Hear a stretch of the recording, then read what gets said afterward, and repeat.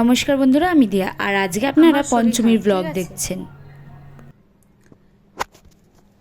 জ্বর আসছে, বাট কি করব, ঠাকুর তো আমাকে যেতেই হবে দেখতে।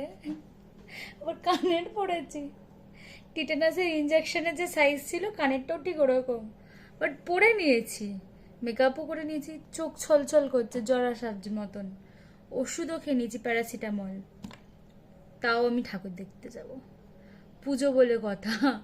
এখন যদি আমি প্ল্যানিং করে রেখেছিলাম, যদি বৃষ্টি হয়, জল হয়, নৌকা বানাবো, সেই নৌকা বাবা করলো একটা নৌকা কিনে দাও, আমি ঠাকুর দেখতে যাব। কিন্তু আমি ঠাকুর দেখতে যাব, আমার যতই জ্বর আসুক, রাত্রিরে এসে আমি ওষুধ খেয়ে ঘুমিয়ে পড়বো, কিন্তু আমি এখন ঠাকুর দেখতে যাব। 5 দিন ওয়েস্ট করলে চলবে না, একদম না। কালকের ছিল পঞ্চমী, আর আমরা গেছিলাম হরিদেবপুরের ঠাকুর দেখতে। আর এই যে থিমটা, এটা হচ্ছে অজয় সংগতির থিমগুলো কমপ্লিট হওয়ার পর আমি ঠাকুরগুলোও অ্যাড করে দিচ্ছি, ছবিগুলো। আর এখন যে প্যান্ডেলটা দেখছেন, এটা হচ্ছে হরিদেবপুরের 41 পল্লীর ঠাকুর। এই যে প্যান্ডেলটা, এর থিমটা হচ্ছে এআই এর ওপর। এখন মানুষ এআই এর ওপর এত নির্ভর করে গেছে যে এআই মানুষকে নিয়ে খেলছে। মানুষ আগে পুতুল খেলতো, আর এখন এআই মানুষকে নিয়ে পুতুলের মতন খেলছে। সেইটার ওপরেই এই থিমটা করা হয়েছে। সত্যি কথা বলতে, কলকাতার এখন যে প্যান্ডেলেই ঘুরবেন সেটাকেই আর্ট গ্যালারি বলে মনে হবে, কারণ এত সুন্দর সুন্দর কাজ আর সূক্ষ্ম কাজ দেখতে খুবই সুন্দর লাগে। এবার এখানে দেখুন, এই যে এআই বানিয়েছে, আর এআই এর হাতে পুতুল। সেই পুতুলটা কিন্তু মানুষকে বোঝানোর জন্য করা হয়েছে।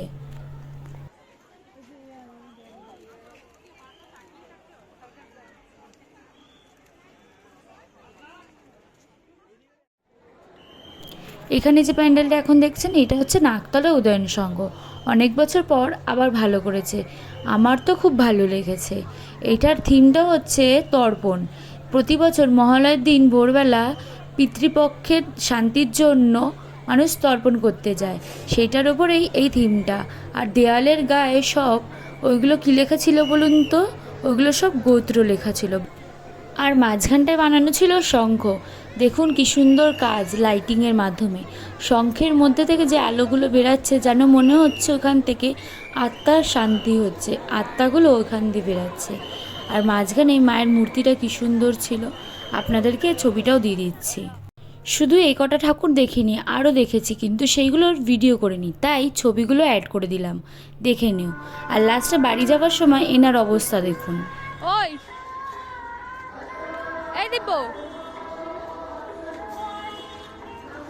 ভাই, ঘোর ভালো করে একটা ছবি নি, ভালো লাগছে বেশ।